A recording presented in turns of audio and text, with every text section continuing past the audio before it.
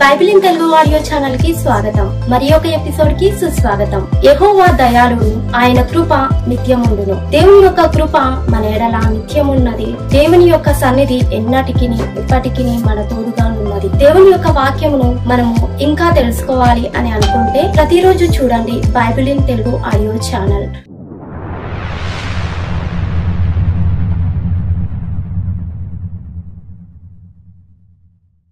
Ruth గ్రంథము 3వ అధ్యాయము. ఆమె అత్తయైన నయోమి, నా కుమారి, నీకు మేలు కలుగునట్లు నేను నీ కొరకు విశ్రాంతి విచారింపవలసిన దానను గదా. ఎవని పనికత్తెల యొద్ద నీవు ఉంటివో ఆ బోయజు మనకు బంధువుడు. ఇదిగో ఈ రాత్రి అతడు కళ్లమున ఎవలు తూర్పార బట్టింపబోవుచున్నాడు. నీవు స్నానము చేసి తైలము రాచుకొని నీ బట్టలు కట్టుకొని ఆ కళ్లమునకు వెళ్ళుము.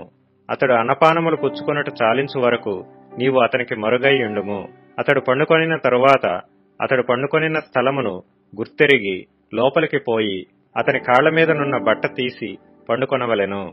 నీవు చేయవలసిన దానిని అతడు నీకు తెలియజేయునని ఆమెతో అనగా, ఆమె నీవు సెలవిచ్చినదంతయు చేసేదునని చెప్పి ఆ కళ్లమునొద్దకు పోయి తన అత్త ఆజ్ఞాపించినదంతయు చేసెను. బోయజు మనస్సున సంతోషించున్నట్లు అన్నపానములు పుచ్చుకొని లోపలికి పోయి ధాన్యపు కుప్ప యొద్ద పండుకొనినప్పుడు ఆమె మెల్లగా పోయి అతని కాళ్ల మీదనున్న బట్ట తీసి పండుకొనెను. మధ్యరాత్రి యందు అతడు ఉలికిపడి తిరిగి చూచినప్పుడు ఒక స్త్రీ అతని కాళ్ల యొద్ద పండుకొని ఉండెను. అతడు నీవెవరువని అడుగగా ఆమె, నేను రూతు అను నీ దాసురాలిని. నీవు నాకు సమీప బంధువుడవు గనుక నీ దాసురాలి మీద నీ కొంగు కప్పుమనగా, అతడు, నా కుమారి, యెహోవా చేత నీవు దీవెన నొందిన దానవు. కొద్దివారినే గాని గొప్పవారినే గాని యవనస్తులను నీవు వెంబడింపక యుండుట వలన నీ మునుపటి సత్ప్రవర్తన కంటే వెనుకటి సత్ప్రవర్తన మరి ఎక్కువైనది. కాబట్టి నా కుమారి, భయపడకుము. నీవు చెప్పినదంతయు నీకు చేసెదను.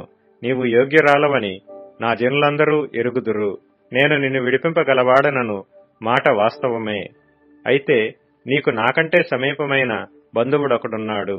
ఈ రాత్రి ఇండుము. ఉదయమున అతడు నీకు బంధువుని ధర్మము జరిపిన ఎడల సరి, అతడు విడిపింపవచ్చును. నీకు బంధువుని ధర్మము జరుపుటకు అతనికి ఇష్టము లేకపోయిన ఎడల యెహోవా జీవము తోడు, నేనే నీకు బంధువుని ధర్మము జరిపెదను. ఉదయము వరకు పండుకొనుమని చెప్పెను. కాబట్టి ఆమె ఉదయము వరకు అతని కాళ్ల యొద్ద పండుకొని ఒకరినొకడు గుర్తించుపాటి వెలుగు రాకముందే లేచెను. అప్పుడు అతడు ఆ స్త్రీ కళ్ళెమునకు వచ్చిన సంగతి తెలియజేయకుడని చెప్పెను. మరియు అతడు, నీవు వేసుకొనిన దుప్పటి తెచ్చి పట్టుకొనమని చెప్పగా ఆమె దాని పట్టెను. అతడు 6 కొలల యవలను కొలిచి ఆమె భుజం మీద నుంచగా ఆమె పురములోనికి వెళ్ళెను.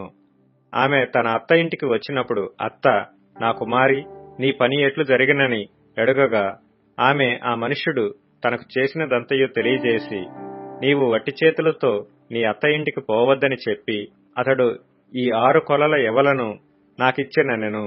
అప్పుడు ఆమె, నా కుమారి, ఈ సంగతి నేటి దినమున నెరవేర్చితేనే గాని ఆ మనుష్యుడు ఊరకుండడు గనుక ఇది ఎలాగు జరుగునో నీకు తెలియ వరకు ఊరకుండుమనెను. ఇంతవరకు విన్న వాక్యమును బట్టి దేవుడు మిమ్మల్ని దీవించాడని మేము నమ్ముతున్నాము. అదేవిధంగా మీరు విన్న వాక్యమును మీరు విని అదేవిధంగా ఇతరులకు షేర్ చేయండి, లైక్ చేయండి, మా ఛానల్ ని సబ్స్క్రైబ్ చేసుకోండి. మీ యొక్క ప్రార్థన అవసరతల కొరకు డిస్క్రిప్షన్ లో ఉన్న లింక్ ద్వారా మీ యొక్క ప్రతి ప్రార్థన అవసరతలను మాకు తెలియజేయవలసిందిగా కోరుతున్నాము. Thank you.